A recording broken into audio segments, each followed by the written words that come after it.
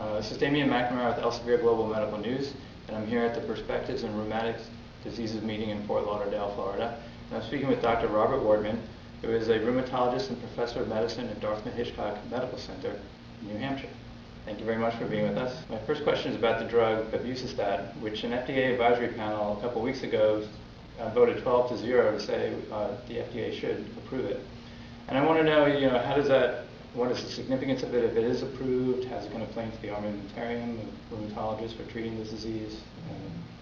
Well, first of all, let me acknowledge that I was a consultant with the company that developed this drug, so I could be accused of prejudice, but I think independent of that, this is a very exciting turn of events for the FDA, hopefully to approve this new drug, because there hasn't been a drug to treat hyperuricemia in patients with gout, a new one since 1964. And although the drugs that are available can be very effective, there are many people who don't tolerate them. And so to have an alternative is just fantastic. So the side effects are kind of a limitation in some patients with the current therapies? Well, the only xanthine oxidase inhibitor that is available now is allopurinol. And there are people who have had hypersensitivity reactions to it or can't take it because they develop significant skin rashes or gastrointestinal problems or liver function abnormalities. Also, the allopurinol's dosage needs to be adjusted and looked at very carefully in people who have abnormal renal function. So it calls for continuous monitoring of those patients. So Febuxostat, first of all, because its chemical structure is totally different than allopurinol, should not cause the same effects in people who can't tolerate allopurinol, should be tolerated.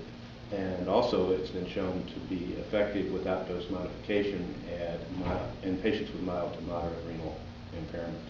What are you hearing from your colleagues in rheumatology about this particular agent? I think we've all been waiting and hoping that an agent like this would be approved, because we all have patients who have severe tophaceous gout who cannot take allopurinol or the uricose-uric agents that are the drugs that have been available.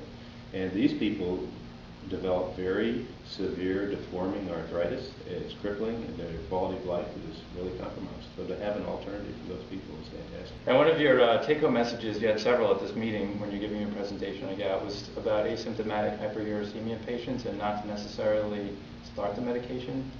Well, today we don't recommend that one use a specific urate-lowering agent like the uricose-uric or a xanthine oxidase inhibitor to treat asymptomatic hyperuricemia, but it's not something that should be ignored if it's encountered, because one should determine why a person has hyperuricemia and then try and address the cause if it's found, but also address the comorbidities that are often seen with hyperuricemia, which are coronary artery disease, diabetes, obesity, hyperlipidemia, and alcoholism. So it's a full spectrum of things you have to look at and monitor even when they're asymptomatic, because they're at higher risk of other conditions. Yes.